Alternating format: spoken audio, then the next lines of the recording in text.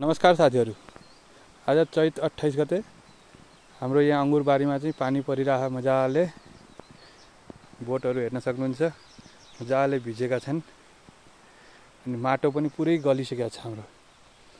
अनि यसको दुईटा फाइदा छ। एउटा त बोटले पानी पर्याप्त पाउँछ अनि मल पनि त्यही पानीसँग भिजेर बोट बिरुवाहरूलाई त्यो मलमा पाउने तत्त्वहरू चाहिँ उसले बिरुवाहरूले चाहिँ आनन्दले लिन सक्छन्, एकदम सजिलो तरिकाले लिन सक्ने गर्छन्। तर पानी परेपछि के छ कसो हुन्छ भन्ने कुरा, अर्को एउटा नराम्रो कुरा के छ भने पानी परिसकेपछि हजुरको कीटाणु, जब घाम लाग्छ कीटाणुहरू चाहिँ एकदम छिटो एक्टिभ हुन्छन्।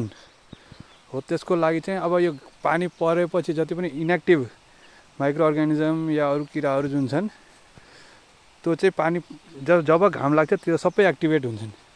त्यसको लागि चाहिँ हामीले विषादीहरू भनौँ न, अब इन्सेक्टिसाइड्स पेस्टिसाइड्सहरू के हुन्छ हजुरकोमा के पाउँछ त्योहरू चाहिँ हजुर सप्लाई मजाले गर्नुपर्छ। यो पातहरूमा जस्तो पाती त भिज्यो, तलतिर चाहिँ पात भिजेको हुँदैन। अनि यस्तोमा चाहिँ हजुरको कति ठाउँमा बसेको हुन्छ क्या। अब यहाँ मैले कहीँ देखिनँ हाम्रोमा चाहिँ, हजुरहरूकोमा अरू बाली, अरू यस्तो लहरे बाली हुन्छ त्यसमा चाहिँ त्यही समस्या हुन्छ। अनि यो स्प्रे गर्ने बेला चाहिँ हामीले तलको भाग पनि भिज्ने गरी स्प्रे गर्नुपर्ने हुन्छ। हाम्रोमा हेर्नु दाना पनि अलिअलि लाग्न थालिसकेका छन् अङ्गुरमा। साना दाना पनि आउँदैछन्, कोही सानै छन् कोही फुल्दैछन्, कुनैमा यसरी फुल लाग्दैछ, कुनै दाना भइसकेका छन्। अहिले विगत लगभग 1 महिना भइसक्यो मैले यसरी भिडियो पोस्टहरू गरेर आएको। हाम्रो बारी हरियो देखिन थालेको छ। केही थिएन, मान्छेले के भन्थ्यो नि ए डाँठ मात्रै रहेछ सबै बोट मर्यो, के गरे होला यस्तो भन्थे। अब आउने मान्छेले चाहिँ होइन यसलाई त यस्तै गर्नुपर्ने रहेछ, हामीलाई पो जाने रहन्छौँ भन्दैछन्। यसै गरी हजुरहरूले माया अझै दिइराख्नुहोस्। म अरू भिडियोहरू पनि यहाँ सामु राखिराख्छु। अनि यही अङ्गुरबाट चाहिँ हजुरको म भोलि दिन वाइन पनि बनाएर देखाउँछु। यो जस्तो यहाँ हेर्नु, अहिले एउटा किराहरूको देखा परेको छ। यसले अहिले यो ठ्याक्क पात पनि लुकेर बसेको छ नभिज्ने गरी। यहाँ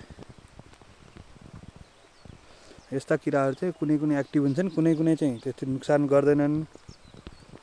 यो किरालाई के भन्छ होला हजुरहरूकोतिर यसो खबर पाऊँ, कसैले थाहा पाएको भए।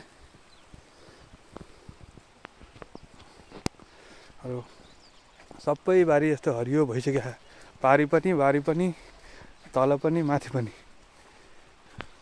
पारी पनि लगभग पालुवा आएर हरियो भइसकेका छन्, तलतिर पुरै हरियो भइसक्यो। अनि यता मासतिर पनि। अब हामीले केही दिनलाई चाहिँ हामी थोपा चिजा चलाउँदैन। हामीलाई लगभग हिजो राति पानी पऱ्यो अनि आज नि पानी पऱ्यो, पानीको मात्रा चाहिँ पुग्छ। अब अनि अर्को भनेको धुवाले पनि धेरै दुःख दिएको थियो, त्यो पनि कम हुने भयो। अब यता अब बोट चाहिँ हर्लक्कै बढेर आउँछ, किन मल पनि भिज्न पाउँछ त्यसले। अनि मल पनि भिजेको कारणले चाहिँ बोट बिरुवाले मल मजाले लिन्छ, दाना पनि छिटो ठुलो हुँदै जान्छ। अब अरू भिडियोको लागि लाइक, सेयर, कमेन्टहरू गरिराख्नुहोस्। हस्, धन्यवाद।